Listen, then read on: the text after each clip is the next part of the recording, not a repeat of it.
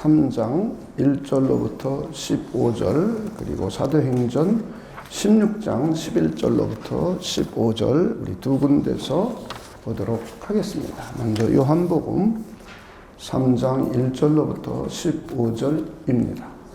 우리 교독하도록 하겠습니다. 그런데 바리새인 중에 니고데모라 하는 사람이 있으니 유대인의 지도자라. 그가 밤에 예수께 와서 이르되 랍비여, 우리가 당신은 하나님께로부터 오신 선생인 줄 아나이다. 하나님이 함께 하시지 아니하시면 당신이 행하시는 이 표적을 아무도 할 수 없음이니이다. 예수께서 대답하여 이르시되 진실로 진실로 내게 이르노니 사람이 거듭나지 아니하면 하나님의 나라를 볼 수 없느니라. 니고데모가 이르되 사람이 늙으면 어떻게 날 수 있사옵나이까? 두 번째 모태에 들어갔다가 날 수 있사옵나이까? 예수께서 대답하시되 진실로 진실로 내게 이르노니 사람이 물과 성령으로 나지 아니하면 하나님의 나라에 들어갈 수 없느니라. 육으로 난 것은 육이요 영으로 난 것은 영이니 내가 내게 거듭나야 하겠다는 말을 놀랍게 여기지 말라. 바람이 인으로 불매 내가 그 소리를 들어도 어디서 와서 어디로 가는지 알지 못하나니 성령으로 난 사람도 다 그러하니라. 니고데모가 대답하여 이르되 어찌 그러한 일이 있을 수 있나이까? 예수께서 그에게 대답하여 이르시되 너는 이스라엘 선생으로서 이러한 것들을 알지 못하느냐? 진실로 진실로 내게 이르노니 우리는 아는 것을 말하고 본 것을 증언하노라. 그러나 너희가 우리의 증언을 받지 아니하는도다. 내가 땅의 일을 말하여도 너희가 듣지 아니하거든. 하물며 하늘의 일을 말하면 어떻게 믿겠느냐?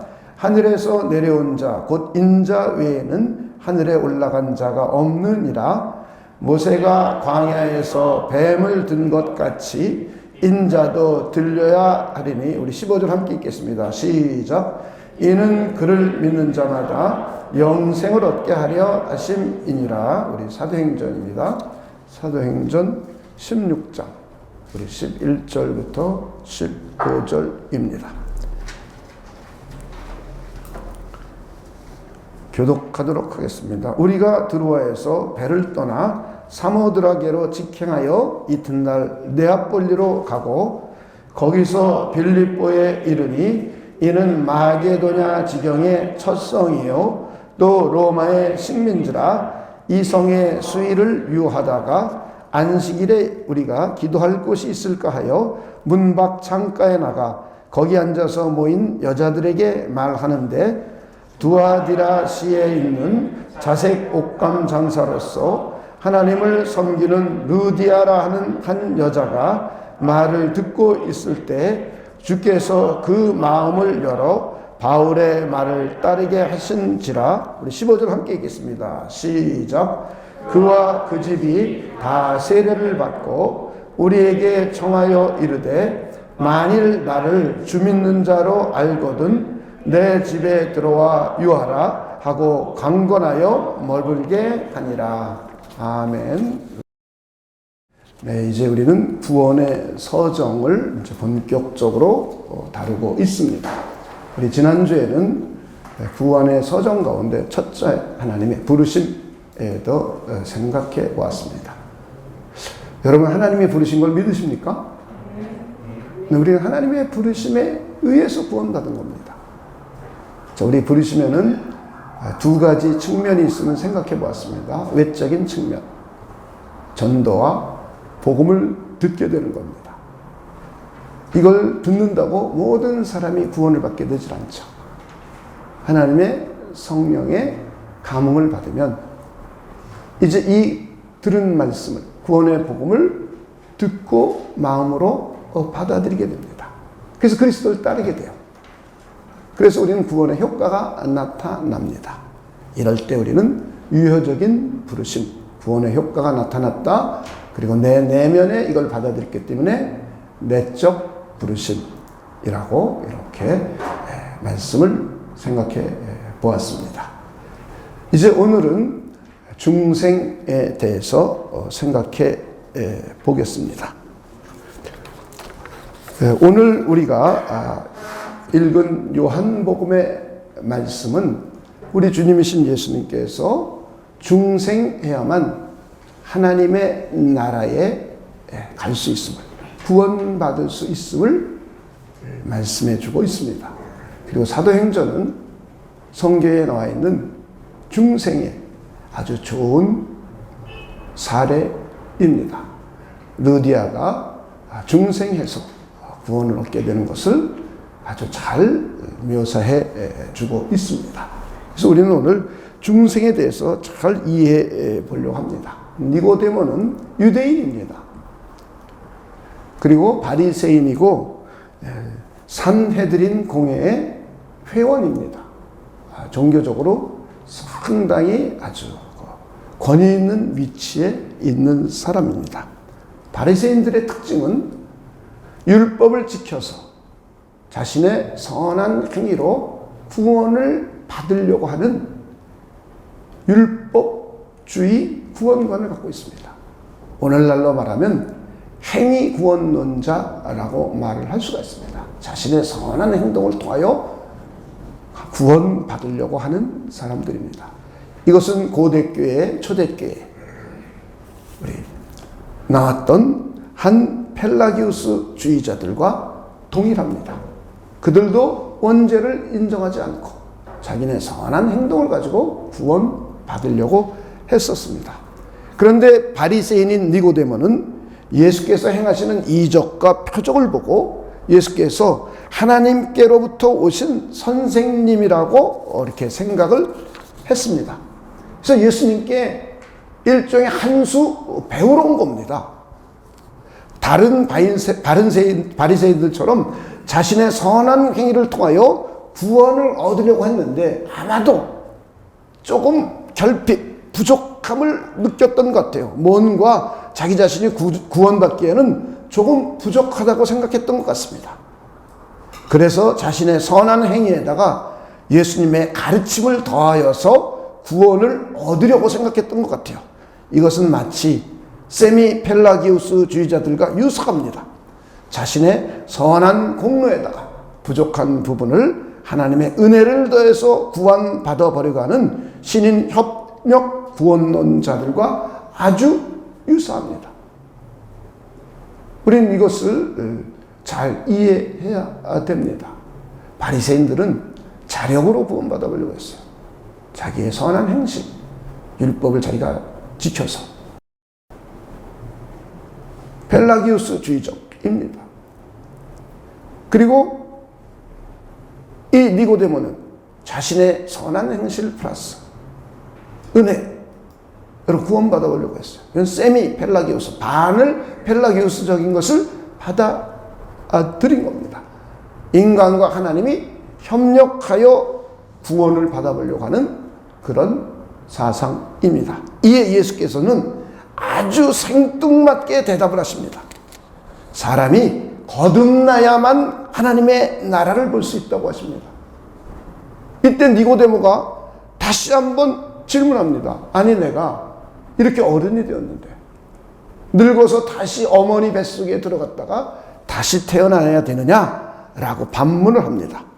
이때 예수께서 다시 한번 사람은 누구나 성령에 의해서 영적으로 거듭 태어나야만 하나님의 나라에 들어갈 수 있다고 말씀합니다.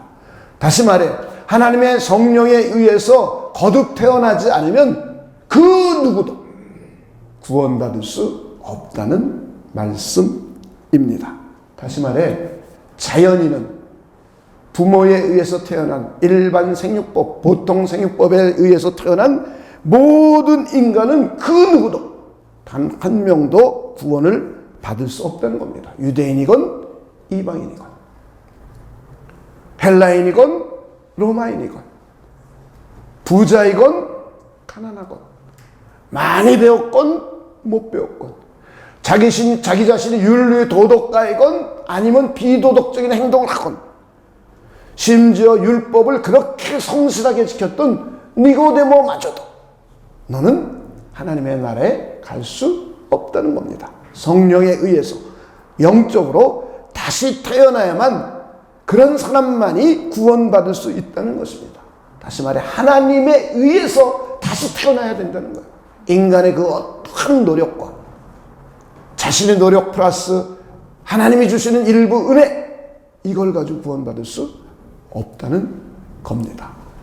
그래서 우리는 중생에 대한 이해를 잘 해야 합니다. 오늘 이 말씀에 의하면 하나님께서 자연인을 영적으로 다시 태어나게 하시는 하나님의 성령의 활동이요 사역이라고 정의할 수 있어요.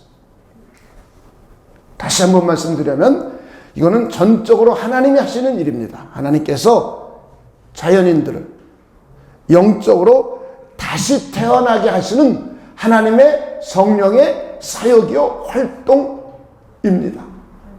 이걸 우리는 잘 이해해 주시길 바랍니다. 자연인들은 영적으로 죽은 자들입니다. 한 사람도 예 없이 영적으로 다 죽은 자들이에요. 그래서 하나님께서 성령을 통하여 하나님의 신적인 생명을 부여해서 영적으로 살리는 겁니다. 하나님께로부터 새 생명을 부여받게 되는 것입니다. 아담의 죄로 인하여 영적으로 죽었던 모든 자들에게 하나님의 성령을 통하여 하나님께서 다시 살리시는 것. 그래서 영이 의로 말미암아 산자가 된 것입니다. 영이 산자가 되어 하나님으로부터 다시 태어나는 것을 우리는 중생이라고 합니다.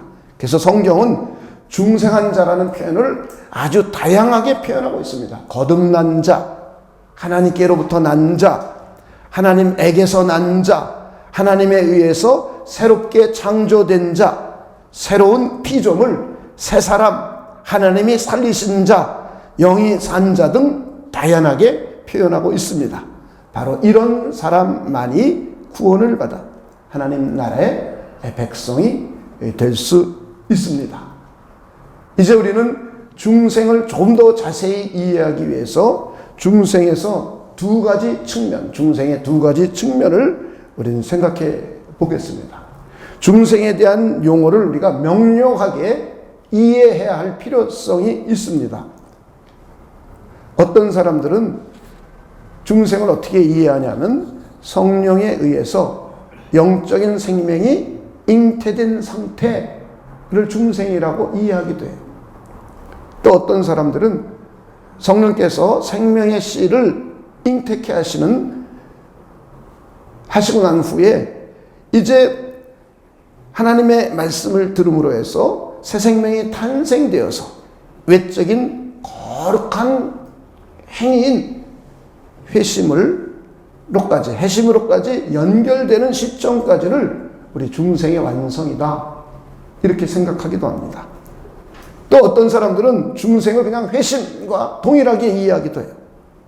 어떤 사람들은 중생을 칭의를 받고 거룩하게 변화되는 모든 전 과정으로 아주 포괄적으로 이해하기도 합니다.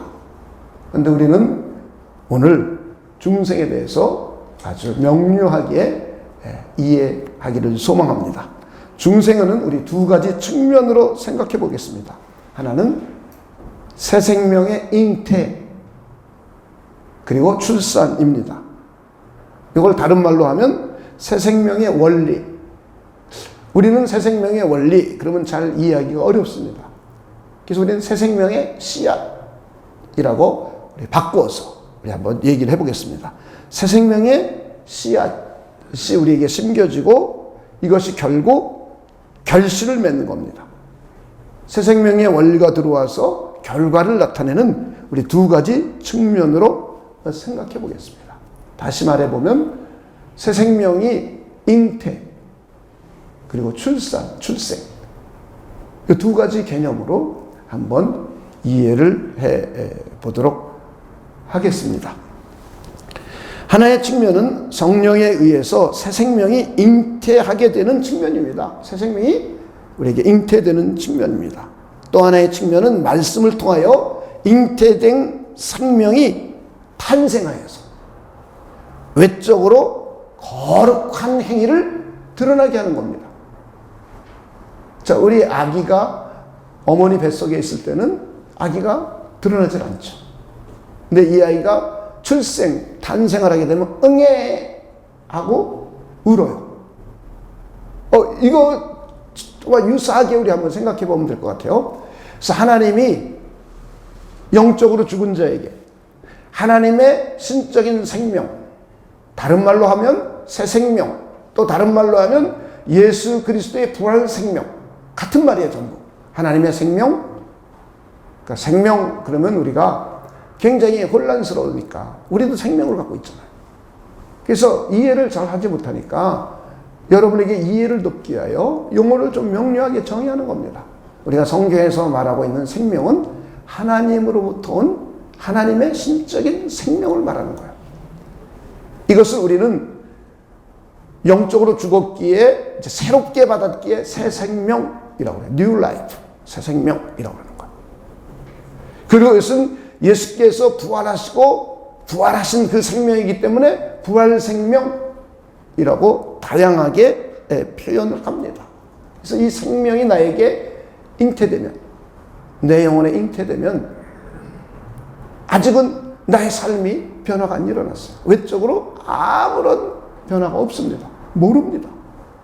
왜냐하면 무의식 속에 하나님께서 성령을 통하여 새 생명의 씨앗을 우리의 무의식 속에, 마음속 깊은 무의식 속에 심겨두었기 때문에 우리는 의식할 수가 없습니다. 이것이 우리 잉태된 상태입니다. 그러다가 이것이 하나님의 말씀을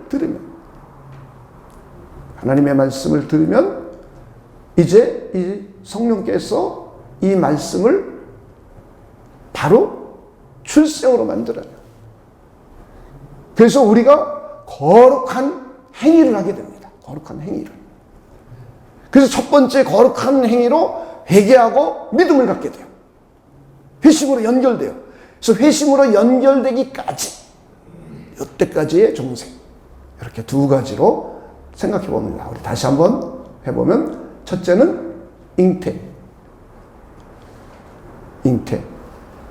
그 다음에 잉태된 것이 우리에게 출생하는 거예요. 그래서 이걸 다시 생각해 보면, 잉태는 하나님의 성령께서 하시는 일이, 하나님의 성령께서 내 영혼의 깊은 곳, 무의식 세계에다가 하나님의 생명을, 씨앗을, 하나님의 생명의 원리를 심어놓은 거예요.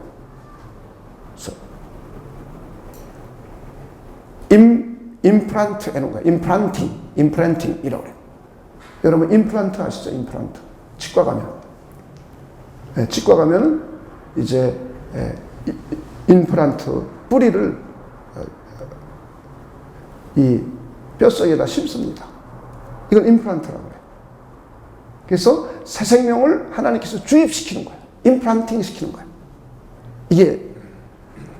이것이 바로 아주 엄격한 의미에서 중생이에요.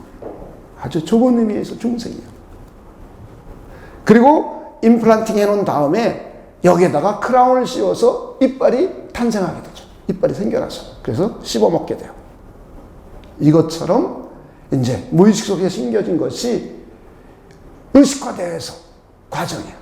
이것은 하나님의 말씀, 구원의 복음을 들을 때 이 성령께서 이걸 받아들이게 해서 이것이 내 의식 속으로 나타나요.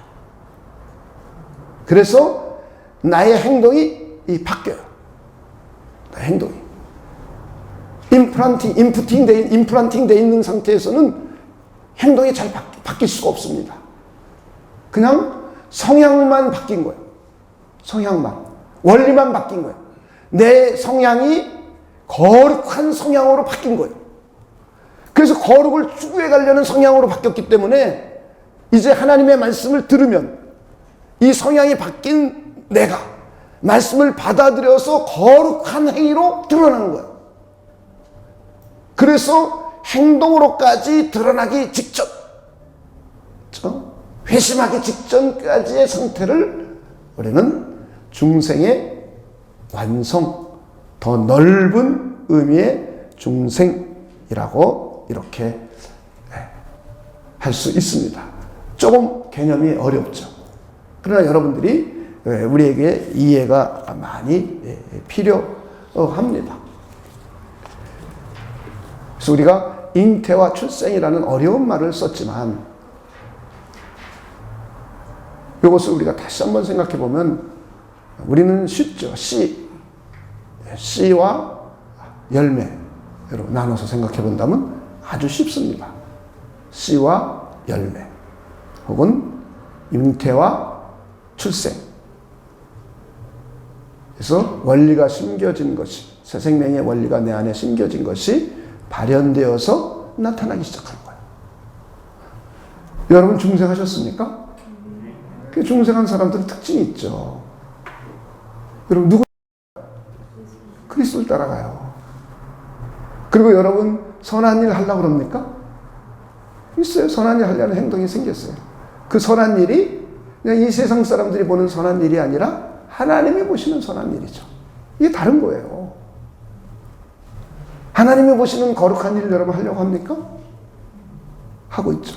그죠? 형제를 미워하는 것을 사랑으로 바꾸려고 하고 있습니까? 이렇게 바뀌는 거예요, 성향이. 근데 성향이 바뀌었기 때문에 자연스럽게 그런 결실들을 맺어가는 거예요. 그래서 중생한 사람들은 분명히 행동으로, 언어로 나타납니다.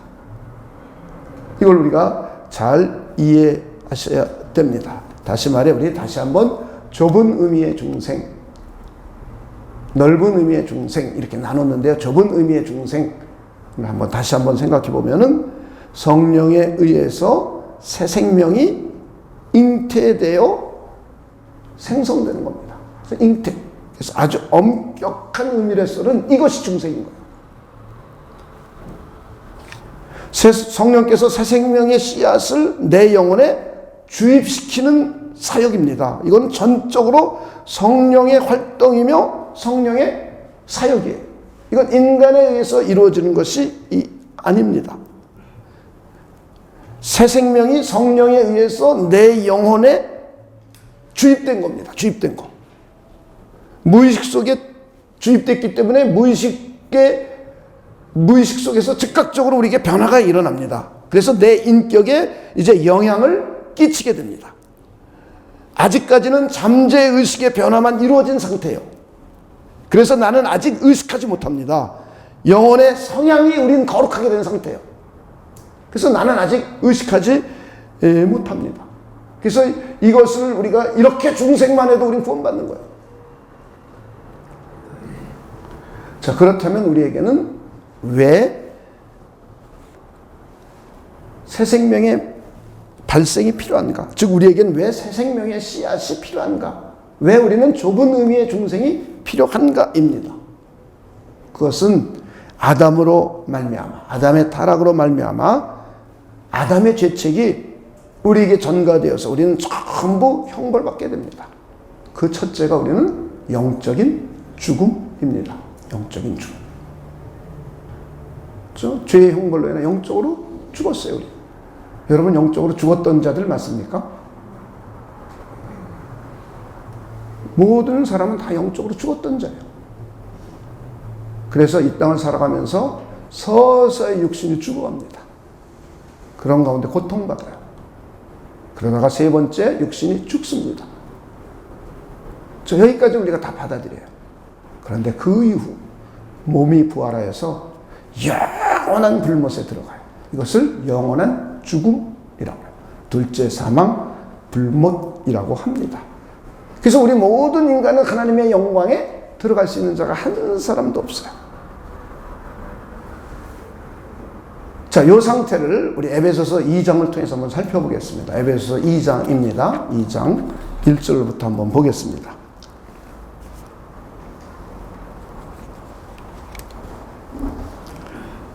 1절 한번 읽어봅시다. 시작. 그는 허물과 죄로 죽었던 너희를 살리셨도다.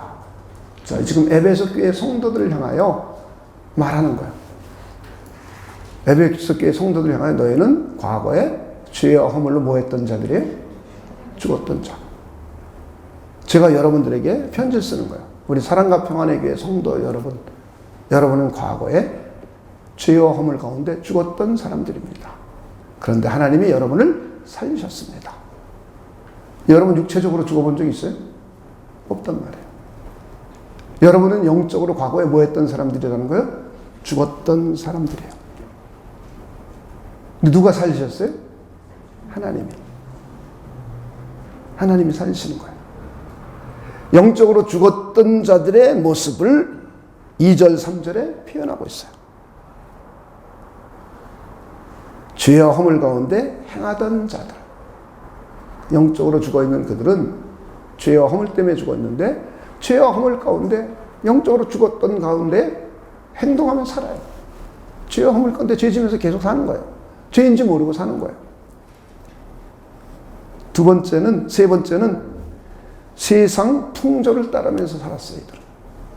그래서 하나님 없다 하거나 하나님을 무시하거나 하나님을 반대하는 세계관 아래 살았어요.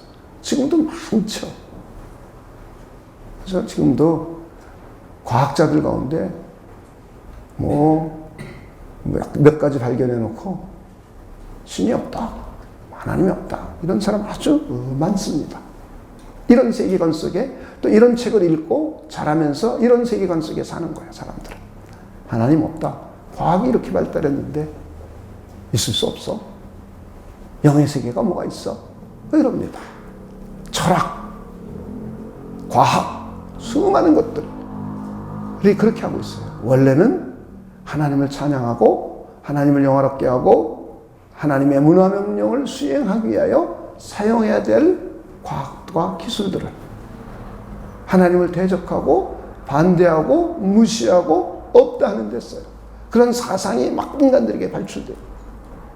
이것을 우리는 세상 풍조를 따랐다라고 말하는 거예요. 세 번째는 영적으로는 마귀의 지배 아래 있었어요. 이건 부인할 수가 없어요. 모든 사람은 부인하려고 들어요. 근데 성경은 그렇게 말하고 있어요. 그렇죠? 또 하나는 타락한 이기적인 본성을 따라 살았어요. 사록스. 타락한 이기적인 본성을 우리 누구나 다 가지고 있어요. 그러면서 이걸 가지고 살아요. 이 타락한 이기적인 본성의 특징은 하나님 없다, 하나님을 배신하고 자기중심적이에요. 이걸 사록스라고요. 그래서 자기중심적으로 사는 거예요. 그리고 자기 육체의 욕심을 따라 사는 거예요. 자기 이기심, 자기가 원하는 거 하면서 살아가는 거예요. 하나님이 원하는 건 전혀 생각도 안 합니다. 그래서 그들의 생각 속에는 하나님에 관한 생각이 전혀 없어요. 하나님의 뜻에 대한 생각이 없어요. 하나님을 영화롭게 한다는 생각이 없어요. 이 성향 자체가 그래요. 영으로 죽어 있기 때문에. 하나님의 거룩과 거리가 멀어요. 하나님의 진리와 거리가 멀어요. 하나님의 의와 거리가 멀어요. 이게 믿기 전 저와 여러분의 모습입니다. 구원받기 이전의 모습이야. 이런 사람들을 하나님의 진노의 자녀라고 말하고 있어요. 하나님의 형상대로 지음받은 피조물이지만 진노의 대상들이라는 거예요. 진노. 하나님의 진노의 대상. 하나님의 진노가 얼마나 무섭습니까?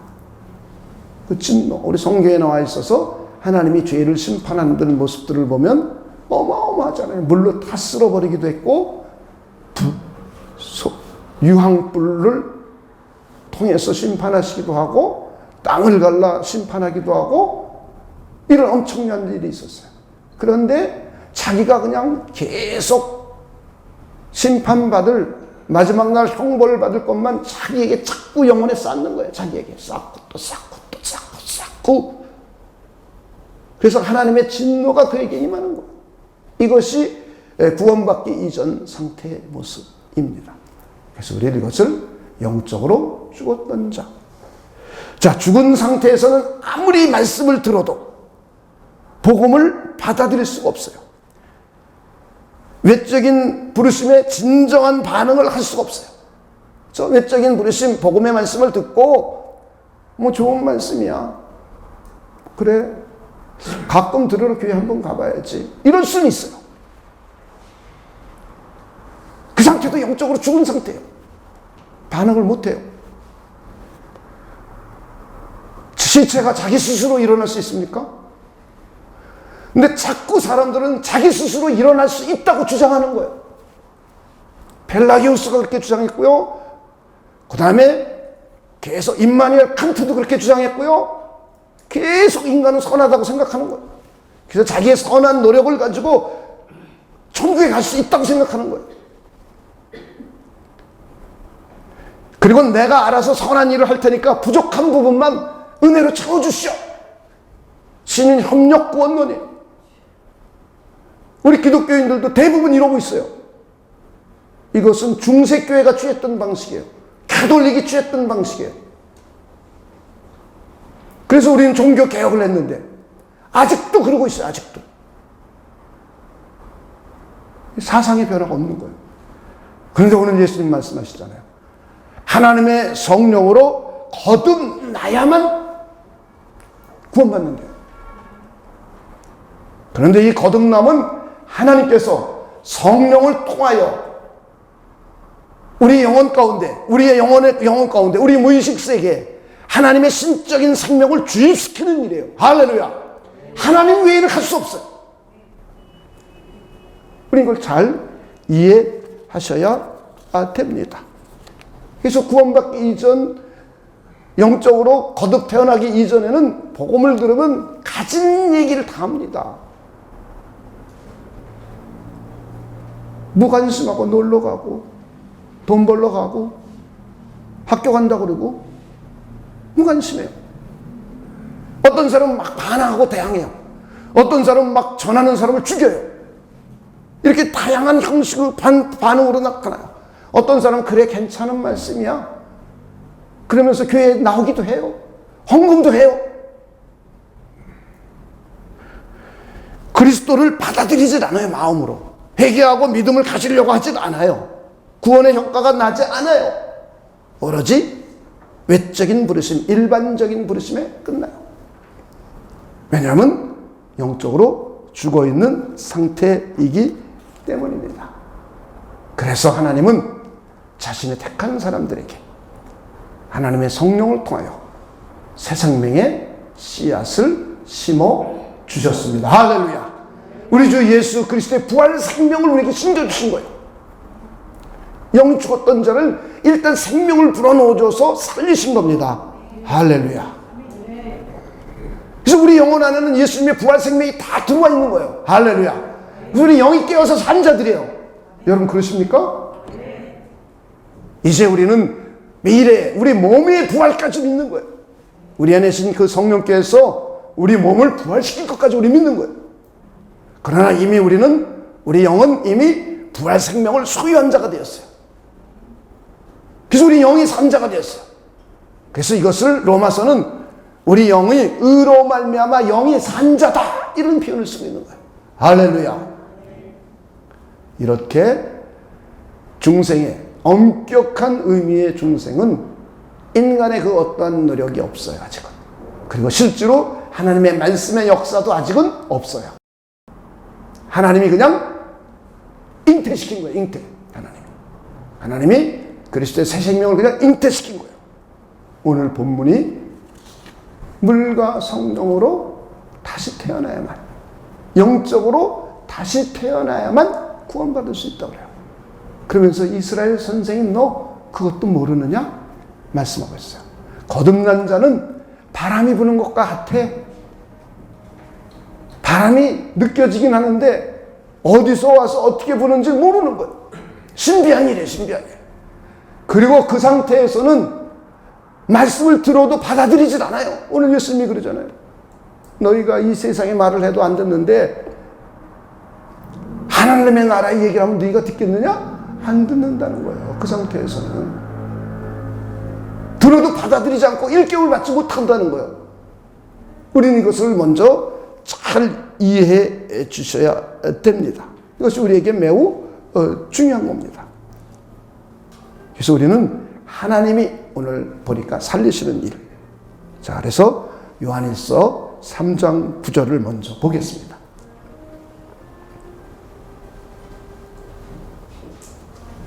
하나님께로부터 난 자마다 죄를 짓지 아니하나니.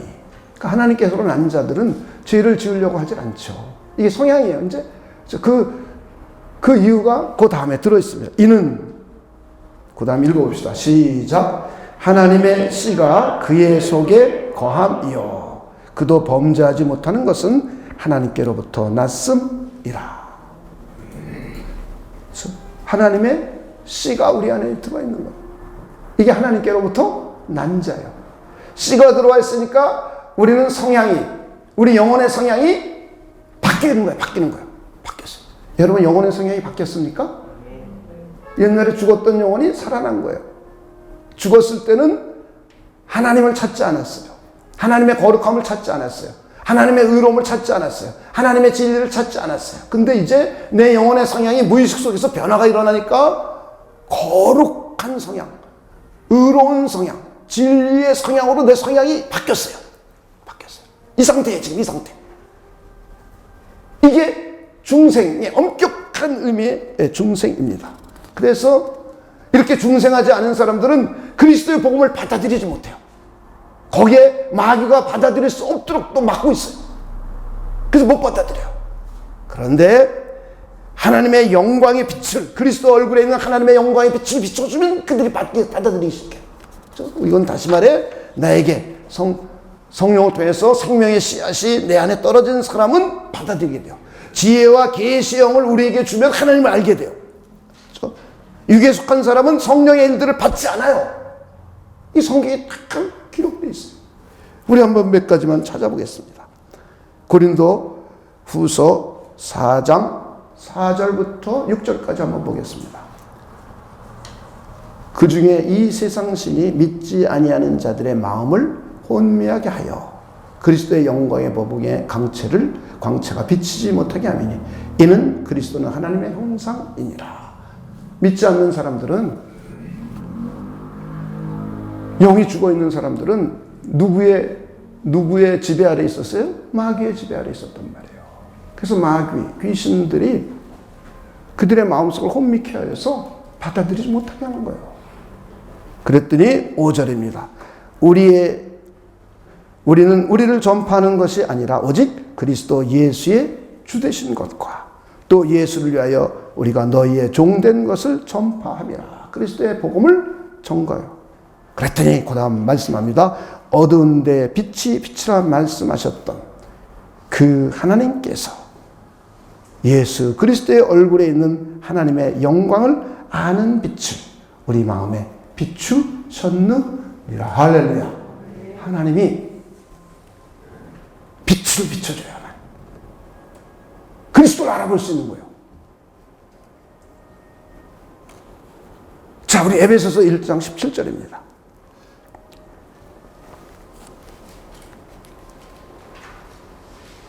우리 주 예수 그리스도의 하나님, 영광의 아버지께서, 그 다음 읽어봅시다. 시작. 지혜와 계시의 영을 너희에게 주사 하나님을 알게 하시고. 뭘 줘야 하나님을 알아요? 지혜와 계시의 영, 성령이란 말이에요. 성령을 주지 않으면 하나님을 알 수가 있다 없다? 없다. 하나님에 대한 이야기를 아무리 들어도, 그리스도에 대한 이야기를 아무리 들어도 하나님 알 수가 없어요. 그리스도를 알 수가 없어요. 지혜와 계시의 영이 우리 안에 들어와야 돼요. 우리가 중생해야만, 새 생명의 씨앗이 하나님의 성령에 의해서 우리 안에 들어와야만 내 성향이 바뀌었기 때문에 그 다음부터 알아볼 수 있는 거예요. 그 다음부터 내 의식세계, 내 지성과 내 감성과 의지에게 영향을 끼치는 거예요. 이것을 우리는 잘 이해해야 됩니다. 그래서 고린도전서 2장 14절은 다음과 같이 말씀하고 있어요. 다시 한번 읽어봅시다. 2장 14절 앞에 읽겠습니다. 시작. 육에 속한 사람은 하나님의 성령의 일들을 받지 아니하나니 이는 그것들이 그에게는 어리석게 보이며 또 그는 그것들을 알 수도 없나니 이러한 일은 그 다음부터 읽습니다. 시작. 영적으로 분별되기 때문이라. 할렐루야. 자, 거듭나지 않으면 복음을 받아들인다, 못 받아들인다? 못 받아들이는 거예요. 어색하게 들리는 거예요. 어색하게. 그러니까 여러분 전도 열심히 하는 건 하나님이 우리에게 주신 사명이요. 하나님께서 하나님의 백성들을 부르시는 방식이기 때문에 우리는 열심히 하고 전해야 되고 가르쳐야 돼요. 이건 우리의 사명이에요. 자, 그런데 결실은 누가 맺어요? 그러니까 여러분이 맺는다고 착각하면 안 돼요. 여러분이 맺는다고 착각하는 순간 여러분 시험 들어요. 그죠? 내가 이렇게 열심히 전도했는데 박명남 장로님 어떤 사람한테 한 1,000만 원 쓴 사람도 있을 수 있어요. 제가 그래 봤으니까. 2,000만 원 정도 썼는데도 구원 못 받는 사람이 있더라고요. 어떻게 하면 제 일이 아니잖아요. 그땐 제가 시험 들더라고. 제가 하나님인가 봐. 그죠? 제가 하나님이 아니죠. 구원은 전적으로 누구의 소관이다? 하나님이에요. 하나님이 중생시켜야만, 하나님의 신적인 생명의 씨앗을 우리 영혼에 심겨줘야만, 임플란팅 해줘야만 우리는 구원받을 수 있는 거예요. 자, 그래서 오늘 루디아의 예가 아주 우리에게 잘 이해가 됩니다. 루디아를 보도록 하겠습니다. 사도행전 16장 14절 15절만 보겠습니다.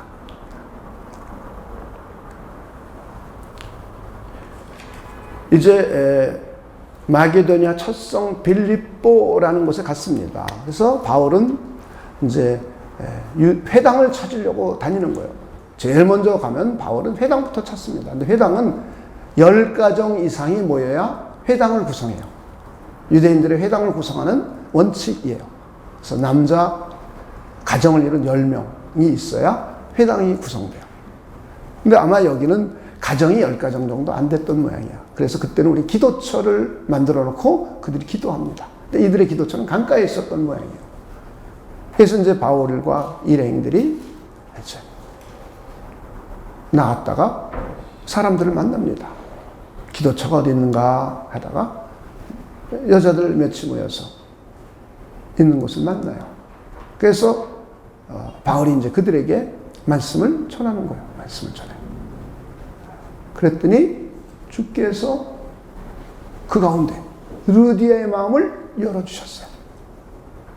그러니까 말씀을 계속 들어요. 그러더니 주님을 따라서 믿게 돼요. 그리고 그날 세례를 하고 구원을 받게 됩니다. 자, 이 내용을 한번 보도록 하겠습니다. 자, 사도행전 16장 14절 15절. 두아디라시에 있는 자색 옷감 장사로서 하나님을 섬기는 루디아라 하는 한 여자가 말을 듣고, 여러분이 성경을 읽으면서 이제 유대인 이렇게 표현된 사도행전에 보면 유대인이라고 쓴 사람들은 그냥 유대인이에요. 그런데 하나님을 경외하는 사람들, 여기는 하나님을 섬기는 사람 이랬잖아요. 이런 사람들은 누구냐 하면 이방인들이에요. 이방인들. 이방인들 가운데 하나님을 섬기려고 유대인이 된 사람들이야. 유대 종교로 들어온 사람들이야. 고넬료가 그렇고요. 그래서 성경을 보면서 여러분들이 아니 이 사람이 하나님을 믿고 따르는데 구원 못 받은 거야? 이러면 안 돼요. 자, 지금은 우리는 하나님 믿어요 라고 말하는 것은 우리는 조금 뭐라 그럴까 포괄적인 의미예요. 구약 사람들은 하나님 믿어요. 괜찮아요. 우리의 구원은 그리스도를 믿어요가 더 훨씬 더 정확한 말이에요. 그리스도를 믿어요. 우리 신약 백성들은 잘 이해. 하나님을 믿어요. 그런다고 우리가 구원 못 받았다는 의미는 아니에요. 근데 하나님을 잘못 말할 수가 있죠. 그죠? 어떤 하나님? 여호와의 증인의 하나님, 유대교인의 하나님, 모슬람의 하나님, 그죠? 몰몬교의 하나님일 수 있잖아요. 삼위일체를 정확하게 믿지 않는 거죠.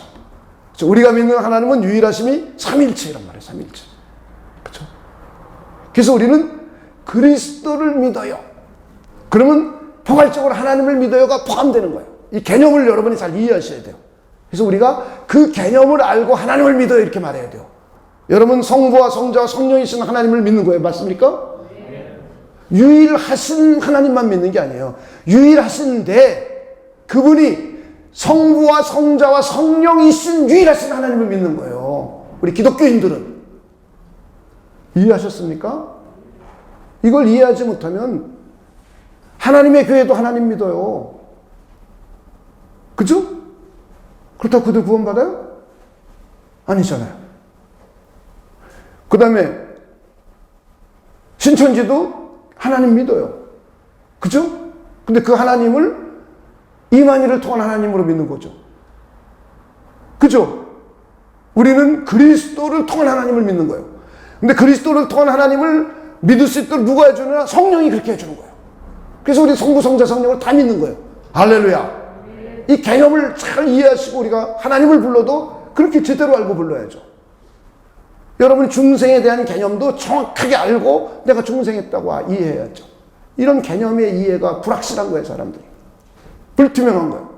그래서 여러분이 이런 개념을 잘 이해해 주시기 바랍니다. 오늘도 루디아가 말씀을 듣는 중이에요. 근데 14절에 보니까 주께서 마음을 열어. 할렐루야. 누가 열었어요? 주께서. 바울의 말을 따르게 하신지라. 바울이 전하는 복음을 그 몇몇 사람이 다 들었어요. 근데 다 구원받은 게 아니에요. 누구에게만? 루디아. 루디아에게만 주께서 그의 마음을 열어주셨어요. 그랬더니 바울의 말을 따랐어요. 그리고 한데 그와 그 집이 다 세례를 받고 우리에게 청하여 이르되 만일 나를 주 믿는 자로 알거든 내 집에 들어와 유하라 하고 강권하여 머물게 하니라. 할렐루야. 자, 이렇게 우리는 말씀을 아무리 들어도 중생하지 않으면, 하나님께서 중생시키지 않으면 그 말씀을 받아들일 수가 없습니다. 자, 이렇게 우리는 엄격한 의미, 좁은 의미로서의 중생이라는 것은 이제 전적으로 성령께서 주도하시는 사역이에요. 우리는 인간의 그 어떠한 의지와 노력이 전혀 관여하지 않는 거예요. 하나님께서 성령을 통해 주도적으로 하는 거예요. 성령께서 내 영혼에 생명의 씨앗을 주입시킨 거예요. 주입시킨 거예요. 그래서 내 영혼에 새 생명이 잉태된 거예요. 이것은 내 영혼의 무의식 속에서 일어난 일이에요. 내 영혼의 무의식 속에 성령께서 활동하셔 일어났기 때문에 나는 언제 중생인지 몰라요. 다시 말해 구원받은 나를 알 수가 없어요. 물론 또 자기가 회심해서 중생과 회심이 함께 일어나서 나는 그날 알아야 이럴 수는 있어요. 그러나 모르는 사람이 대부분이에요. 자기도 모르는 사이에 성령께서 내 안에 새 생명을 주입시켜놨기 때문에 이게 중생이란 말이에요. 난 몰라요. 또 언제 아느냐? 복음을 들을 때 아는 거예요. 복음을 들을 때. 우리 이걸 잘 이해해야 됩니다. 내 잠재의식의 변화입니다. 내 영혼의 성향이 거룩한 상태가 일단 되어 있는 거예요. 거룩한 상태로 머물러 있는 것이지 이것이 거룩이 어떠한 바깥으로 표출된 게 아니에요. 거룩한 성향으로 우리 영혼의 성향이 다 바뀐 거예요. 이게 중생한 사람이에요. 그러면서 내 인격에 이제 변화가 일어나게 될 거예요. 일어나게 될 거예요. 아직은 안 일어났죠. 변화가 지성과 감성과 의지에 하나님의 선하시고 거룩하신 생명의 영향을 받게 되는 거예요. 진리의 말씀을 믿음으로 반응하게 되는 거예요. 그 전에는 거듭나기 전에는 이게 없었어요. 이러한 상태를 엄격한 의미에서 중생이라고 하는 거예요. 자, 그러면 우리 아들과 딸들이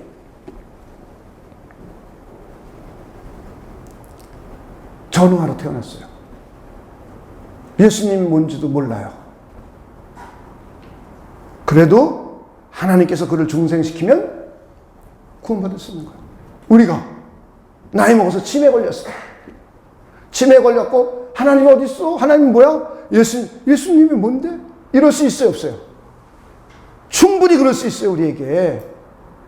그래요, 안 그래요? 그래도 우리는 중생했기 때문에 내 영혼에 그리스도의 생명의 씨앗이 들어와 있기 때문에 이런 사람은 예수님이 뭐라고 그랬어요?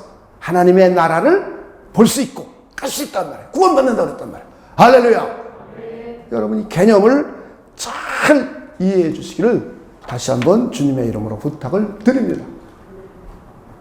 어렵진 않죠? 어렵습니까? 여러분이 이 이해가 굉장히 중요한 겁니다. 이제 넓은 의미의 중생을 이제 생각해 보겠습니다. 넓은 의미의 중생. 성령에 의해서 잉태된 생명의 씨앗이. 서양 사람들은 씨앗이라는 말보다 원리라는 말을 쓰길 좋아해요. principle. 근데 우리는 원리 그러면 굉장히 어려워하는 것 같아서 제가 오늘 하나님의 씨가 심겨졌다 그러니까 씨로 우리가 해도 상관이 없거든요. 하나님의 씨, 거룩한 씨죠. 새생명의 씨죠. 진리의 말씀을 통하여 외적으로, 우리 외적으로 발현되어 탄생하게 됨을 의미하는 거예요. new birth가 되는 거예요. birth. 아까 임플란트였잖아요. 임플란트. 심겨지는 거죠. 이제는 탄생. 그러니까 잉태와 탄생. 잉태와 출생. 씨앗의 뿌림과 결실, 열매. 이렇게 비교하면 좋을 것 같아요. 그러니까 새 생명의 결실이, 이제 열매가, 출생이 바깥으로 드러나는 겁니다. 바깥으로 드러나는 거예요. 그래서, 이제, 무의식 속에 숨겨졌던 생명의 씨앗이 말씀을 통하여 결실하게 됩니다. 그래서 지성과 감성과 우리의 의지에 영향을 끼쳐서 내가 거룩한 행동으로까지 나타나게 됩니다. 그래서 이걸 회심하게 돼요. 이 직전까지, 회심하기 이전까지를 우리 넓은 의미의 중생의 완성으로 이해하시면 돼요. 심어졌던 것이 말씀을 들으면서 이제 내가 거룩한 첫 번째 행위인 회심, 회개하고 믿음을 갖게 되기 이전까지, 이 단계까지를 우리는 중생, 넓은 의미의 중생이라고 이해해 주시기를 바랍니다. 그래서 성경 구절이 몇 군데 그런 의미를 담고 있어요. 그러니 많은 사람들이 말씀으로 났대. 그러니까 말씀만으로 났다고 우리 오해하는 수가 많아요. 전체적인 중생을 이해해야 이런 좁은 의미가 무엇이고 엄격한 의미의 중생이 무엇이고 말씀으로 났다는 의미가 무엇인지 이해할 수 있는데 여러분들은 막 섞여 있으니까 아무 성경 구절을 갖다가 막 쓰면서 그냥 이것만이라고 주장하게 된단 말이에요. 자, 그래서 한번 야고보서 1장 18절입니다. 그가 그 피조물 중에 우리로 한 첫 열매가 되게 하시려고 자기의 뜻을 따라. 그 다음 읽어봅시다. 시작. 진리의 말씀으로 우리를 낳으셨느니라. 하나님의 진리의 말씀으로 우리를 낳았다. 이렇게 표현하고 있어요. 베드로전서 1장 23절입니다. 23절부터 25절까지 다 보죠. 너희가 거듭난 것은 썩어질 씨로 된 것이 아니요 썩지 아니할 씨로 된 것이니 살아있고 항상 있는. 그 다음 읽어봅시다. 시작. 하나님의 말씀으로 되었느니라. 그러므로 모든 육체는 풀과 같고 그 모든 영광은 풀의 꽃과 같으니 풀은 마르고 꽃은 떨어지되 오직 주의 말씀은 세세토록 있도다 하였으니 너희에게 전한 복음이 곧 이 말씀이니라. 그랬죠. 그렇죠? 여기서는 하나님이 우리를 뭘 통해서 낳았어요? 복음의 말씀을 통해서 낳았단 말이에요. 그래서 우리는 출생, 결실 맺는 것이든 말씀. 그래서 여기까지 포괄적으로 우리는 중생으로 이해할 수 있습니다. 그러나 우리가 가장 중요한 것은 하나님의 성령께서 주도적으로 당신의 생명의 씨앗을, 새 생명의 씨앗을, 예수 그리스도의 부활 생명을 우리 영혼에 주입시키는 것. 이게 굉장히 중요한 겁니다. 그래서 우리 무의식의 변화가 일어났어요. 이제 거룩한 상태로, 영혼의 거룩한 상태로 변화가 일어났어요. 그럼 이제부터 이 성향이 거룩을 찾으려고 그러죠. 거룩. 그렇죠? 진리를 찾으려고 한단 말이에요. 하나님의 의로움을 찾으려고 해요. 자, 그래서 말씀을 듣고 설교를 듣고 복음을 받아들일 때 이 성향이 그걸 찾아가기 때문에 이걸 받아들이는 거야. 할렐루야. 그래서 이걸 받아들여서 이제 회심하기 직전까지 단계, 여기까지를 우리는 포괄적인 중생으로 이해하는 거야. 그 다음부터 일어나는 것은 옛날 사람들은 거룩 자체도 중생으로 이해하려고 그랬었어요. 그런데 우리는 칭의, 회심, 칭의, 거룩을 따로따로 자세히 우리 서정 가운데 이해하려고 합니다. 그래서 우리는 중생은 이렇게 크게 두 가지 측면으로 여러분들이 잘 이해해 주시길 바랍니다. 자, 그래서 부르심과 중생과의 관계를 한번 정리해 보겠습니다. 자, 하나님이 제일 처음에 일반적으로 부르실 때는 뭘 갖고 부른다 그랬죠? 전도. 그렇죠? 복음의 말씀, 진리의 말씀. 외적으로 들려지는 상태예요. 외적 부르심. 내적 부르심으로 간 것은 구원을 받게 된 상태가 된 겁니다. 그죠? 그걸 내가 인지하게 된 거잖아요. 그러죠? 그 전에 성령께서 새 생명을 주입시켜 놓은 상태죠. 두 번째 관계가 좁은 의미의 중생이 일어나는 거예요. 그래서. 이해가 됐습니까? 그러고 난 다음에 복음의 말씀을 들은 것을 내 내면이 이것을 어떻게 돼요? 의식이 수용하고 수납하고 받아들여요. 그렇죠. 이때 우리는 유효적인 부르심, 내적 부르심이라고 했어요. 내적 부르심. 그렇죠. 그래서 내 의식이 받아들이니까 이제 나는 뭘 하려고 하냐면은 거룩한 것이 결실로 나타나서 뭘 하려고 직전까지 가요? 회심하기 직전까지 가요. 그렇죠. 여기까지를 우리는 넓은 의미의 중생이라고 말해요. 자, 그래서 다시 한번 정리해 보면 외적인 부르심이 있고 좁은 의미의 중생이 생겨나고 그 다음에 유효적인 부르심, 내적인 부르심이 있고 그 다음에 넓은 의미의 중생이 있고 그러고 난 다음에 회심으로 넘어가는 거예요. 자, 이해가 되셨습니까? 자, 여러분들이 이것을 여러분들이 잘 이해해 주시기를 바랍니다. 그래서 여러분이 이제 중생에 대한 이해를 여러분이 잘 이해해 주시고 또 그럼 우리에게 이제 많은 도움이 됩니다. 중생하지 못하면 천국 못 간다고 그랬는데 내가 좀 거룩하지 못하게 살고 그래서 나 중생하지 못한 거 아닌가? 이런 사람들도 있어요.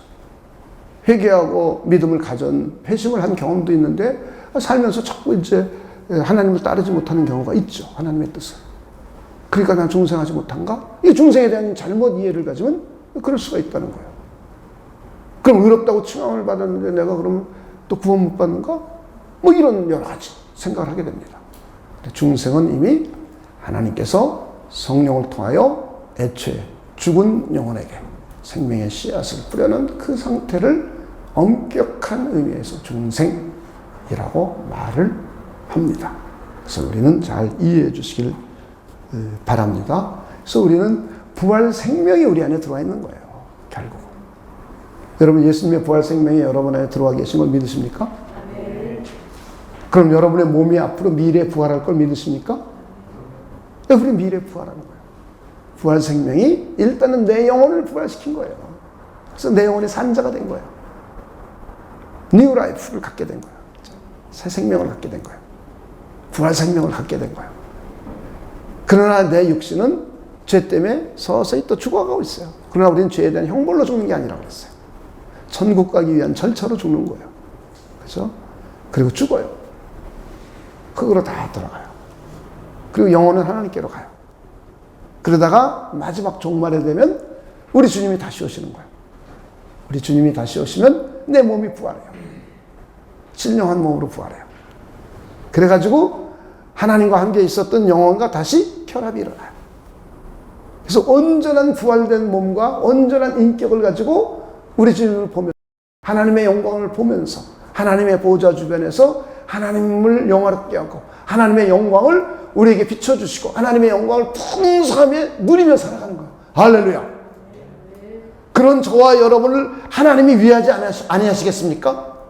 그런 저와 여러분을 하나님이 얼마나 아끼겠습니까? 자신의 아들 독자 아들까지도 우리에게 내어주셨어요. 그리고 우리에게 이런 부활 생명까지 주시는 정말 우리를 아껴주고 계세요. 지금도 하나님의 우편에 올라가셔서 우리를 위하여 지금도 기도하고 계세요. 우리 주님께서. 그런 저와 여러분이 이 세상을 살아가는데 그 주님께서 우리를 지켜주지 아니하시겠습니까? 아무리 코로나 바이러스가 있고 어쩌고 그래도. 그리고 앞으로 이제 불경기가 물 믿듯이 몰려올 거예요. 아무리 어려움이 온다 할지라도 하나님은 저와 여러분을 아끼고 계시기 때문에, 하나님이 저와 여러분을 위하고 계시기 때문에 그 누구도 우리를 대적할 자가 없다는 거예요. 할렐루야. 우리 주님께서 하나님의 우편에서 우리를 위해 기도하고 계시고, 우리 주님께서 우리의 그리스도 되신 예수님을 하나님께서 아낌없이 우리에게 내어줬기 때문에 그 무엇인들 우리에게 주지 않겠느냐고 선언하고 계신 거예요. 그래서 우리는 이 믿음을 가지고 나와 하나님께 기도하는 겁니다. 할렐루야. 그래서 이 어려움을 이겨나가는 거예요. 여러분 각자 집에서 기도하면서 이 어려움을 이겨나가는 겁니다. 1년이 될지, 뭐 코로나 바이러스는 얼마가 끝날지는 몰라요. 그러나 경제가 1년이 될지 2년이 될지 이건 몰라요. 아무도 몰라요. 대공황 이후로 가장 이제 불경기가 온대요. 우리 지금부터 기도하면 하나님이 역사하실 걸 믿고 기도하는 겁니다. 하나님이 섭리해 주실 걸 믿고. 코로나 바이러스도 우리 대한민국은 우리 인간의 힘으로 잡을 수가 있어요. 근데 서구 사회는 인간의 힘으로 아직 못 잡아요. 하나님이 섭리해 주셔서 서구 사회에 있는 모든 바이러스들을 전부 괴멸시켜 줄 걸 우리 기도하는 겁니다. 하나님이 그렇게 섭리하실 걸 믿으십니까? 우리 이거 믿는 거예요. 우리 이걸 믿는 사람들이요. 그리고는 이제 세계 불경기가 올 텐데, 이미 우리가 기도하면서 대한민국이 경기를 활성화돼서 국내 경기가 자꾸 활성화되어서 우리가 좀 나아지면 돼요. 그러면서 외국에서 줄어드는 것을 우리가 감내하고 기도하면서 우리 감내하는 겁니다. 이겨나가는 겁니다. 이 상황이 바뀌진 않아요. 우리가 이겨나갈 수 있는 힘을 갖는 겁니다. 믿음으로 굳굳이 이겨나가는 겁니다. 그리고 대여건도 좋아져서 차츰차츰 이제 경기가 회복될 수 있도록 기도하는 겁니다. 할렐루야. 그리고는 이것이 끝났을 때는 우리는 이미 기도하고 하나님께서 역사하신 것을 바라보는 거예요. 할렐루야. 그래서 각자 위치에서 하나님의 영광을 드러내면서 더 높은 수준으로 우리의 삶도 올라가는 겁니다. 저는 여러분들이 그런 분이 되시길 주님의 이름으로 축원을 드립니다. 그래서 하나님이 우리를 아껴주시고 위해 주시고, 독자 이삭, 독자 우리 예수 그리스도까지 아끼지 아니하고 우리에게 주셨기 때문에 하나님은 우리를 대적할 자가 없다는 거예요. 그러면서 아들을 아끼지 않고 무엇인들 다 줬기 때문에 그 무엇인들 우리에게 다 주겠다는 거예요. 할렐루야. 우리 이 믿음을 가지고 부활 생명을 가진 우리가 하나님을 전적으로 의존하고 기도하면서 승리할 수 있는 우리 모두가 되시기를 주님의 이름으로 축원을 드립니다. 우리 기도하겠습니다. 하나님 감사합니다. 우리에게 중생을 시켜주셔서 그리스도의 부활 생명이 우리 안에 들어가게 해주신 것 하나님 진심으로 감사를 드립니다. 이것이 거룩한 행위로 나타나서 이웃을 사랑하는 마음을 주셨고, 회개하고 믿음 생활할 수 있도록 도와주셨고, 죄를 멀리할 마음을 주셨고, 하나님을 영화롭게 할 마음을 우리에게 결실로 주심을 하나님 아버지 진심으로 감사를 드립니다. 하나님 아버지께서 우리를 위해 주시고 독자 예수 그리스도까지 아끼지 아니하고 주셨으니까 그 무엇인들 우리에게 은혜로 줄 수 있다고 하신 이 귀한 말씀이 우리 심령에 박히고 우리 마음판에 박히고 이걸 믿는 믿음으로 살아가도록, 이걸 믿고 하나님 앞에 전심으로 기도하여 승리하는 삶이 되도록 하나님께서 역사하여 주시옵소서. 감사를 드리며 예수님의 이름으로 기도하옵나이다. 아멘.